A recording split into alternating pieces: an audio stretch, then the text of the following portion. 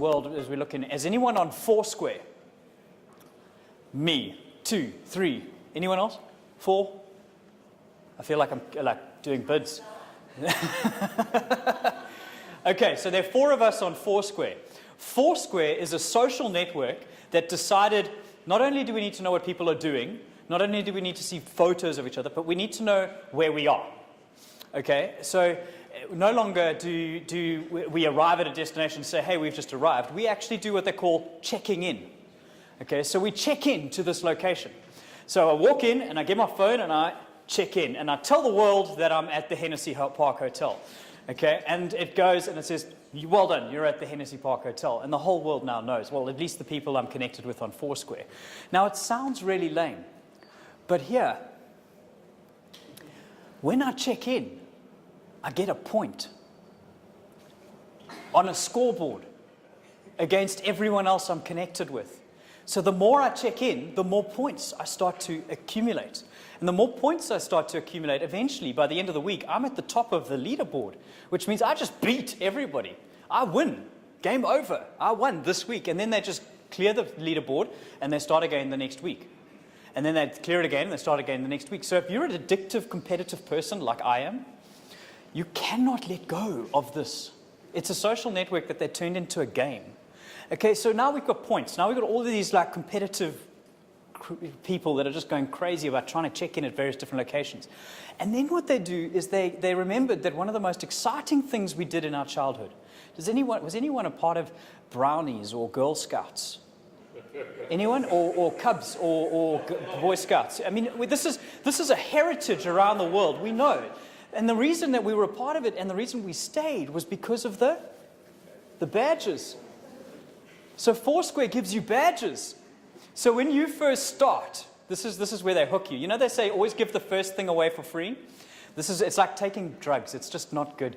But when the first check-in you make at the beginning, they give you the newbie badge, which just basically says you are new to this game. First check-in, you get a free badge. If you check in 5 times in various different locations, they give you the adventurer badge. Now, I've never been on an adventure in my life, but I've never felt so satisfied either when I got the adventurer badge. And I get a high flyer badge because I check in at all the different airports, and that's just status. Everybody knows I'm a high flyer because I've checked in at various different airports. You can get badges for everything. I've got a coffee shop badge that says, because I've checked in at various different coffee shop locations around the world. I've got a badge that they call the Swarm badge, which you can only get if 50 to 100 people check in at the same time at the same location. So this is why you can never get an internet connection at a music concert, because everybody is trying to check in. People are committed to this stuff. This is really, really mind-blowing. If this sounds interesting to you, let me just put this disclaimer out there, okay?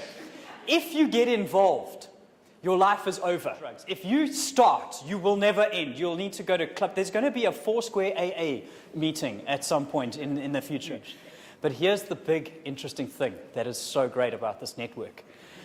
What happens is that the phone device gives you GPS technology.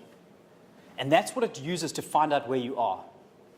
All the locations that are stored in the database are stored there by a combination of information from Google Maps and information from users. So if I arrive at the Hennessy Park Hotel and it's not on the map, I put it there.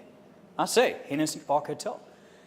Because we've now got location, and because we now know the venue, what Foursquare has allowed people to do allowed businesses to do is to go in and own their venues.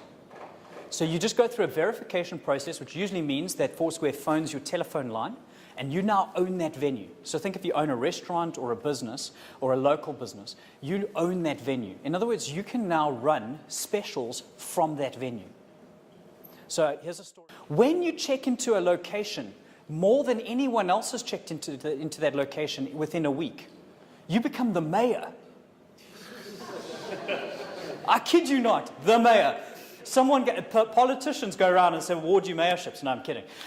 You become the mayor of that venue only on Foursquare. It's not in real life, but it does give you a little bit of a boost, and it makes you feel good. What Starbucks do, which is so clever, is they gave free coffee to the mayor of their Starbucks venues, because nobody likes to drink coffee on their own.